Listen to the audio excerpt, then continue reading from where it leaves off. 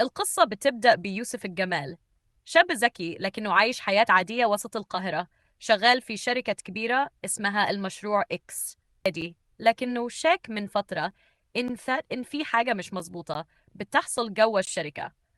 في يوم وهو شغال في المكتب بالليل لوحده، بيلاقي فايل سري على النظام باسم المرحلة زيرو. يوسف يفتح الملف، يلاقي تفاصيل عن عمليات سرية بتحصل من سنين، فيها تحويلات فلوس ضخمة وأسماء ناس كبيرة. قلبه يدق بسرعة، يقفل الجهاز، ويبدأ من اللحظة دي يفهم إنه داخل في حاجة كبيرة. في اليوم اللي بعده يوسف يقابل مورو، صاحبه القديم اللي كان شغال قبل كده في أمن المعلومات. يقولوا على اللي شافه. مورو يقولوا لو فتحت الملف ده يبقى لازم تكمل، الموضوع ده مش بسيط. يوسف يرد عليه: أنا مش ناوي أتهور، بس لازم أعرف الحقيقة. بعد كده يوسف يقابل مريم، زميلته في الشغل. هي بنت جريئة ومش خايفة من حاجة. يوسف يحكي لها اللي حصل. مريم تقوله إنها سمعت كلام غريب عن اجتماعات سرية بتحصل في بدروم الشركة في أوقات متأخرة. يوسف ومورو ومريم يقرروا يراقبوا الشركة في الليل. مورو يضبط كاميرات صغيرة ويزرعها. مريم تدخل تسحب مفاتيح من مكتب المدير من غير ما حد يحس، ويوسف يفضل يراقب من عربية راكنة قدام الشركة. في نص الليل يجي صقر مدير المشروع ومعاه مجموعة ناس في عربيات سوداء، ينزلوا على البدروم ويدخلوا جوا. يوسف يبلغ مورو ومريم في السماعة. مورو يفتح كاميرات المراقبة ويبدأ يسجل.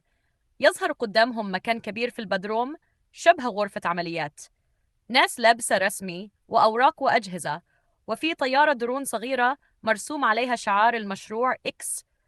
مريم تدخل البدروم من باب خلفي، تمشي بهدوء وتحاول تقرب من الطاولة اللي عليها الأوراق. يوسف يبلغها لو في حد بيقرب. فجأة الباب يفتح ويظهر آسر، واحد من رجال صقر. يمسكها من ذراعها ويقول لها: أنتي بتعملي إيه هنا؟ مورو يتصرف بسرعة ويفتح إنذار الحريق من السيستم. المبنى كله يرن. آسر يسيب مريم والكل يخرج. يوسف ينزل بسرعة من العربية ويجري يساعدها. مورو يقطع الكهرباء وصقر يخرج غاضب جدا ويقول لآسر: في حد عرف. يوسف ومورو ومريم يهربوا ومعاهم فلاشة فيها كل التسجيلات اللي خدها مورو. يروحوا بيت مهجور كانوا بيقعدوا فيه زمان.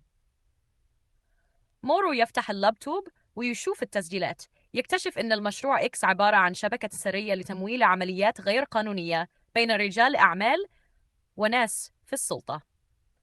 في اليوم اللي بعده يوسف يتكلم مع مريم ويقولها: لو فضلت ساكت هيفضلوا هم فوق القانون، لازم نفضحهم. مريم توافق ومورو يحاول يلاقي طريقة آمنة يوصل بيها الفلاشة للصحافة، لكن صقر وآسر بيكونوا سبقوهم، بيراقبوا تليفوناتهم وبعتوا ناس تمشي وراهم. يوسف يكتشف ده لما يشوف عربية وراه طول اليوم. مورو يقولوا: إحنا بقينا في وش المدفع، مفيش رجوع. في الليل مريم تتعرض لهجوم من رجال الصقر في الشارع. يوسف يوصل في آخر لحظة وينقذها. من هنا يوسف ومورو ومريم يقرروا يعملوا خطوة جريئة. يقتحموا اجتماع كبير لصقر وناس من رجال الأعمال.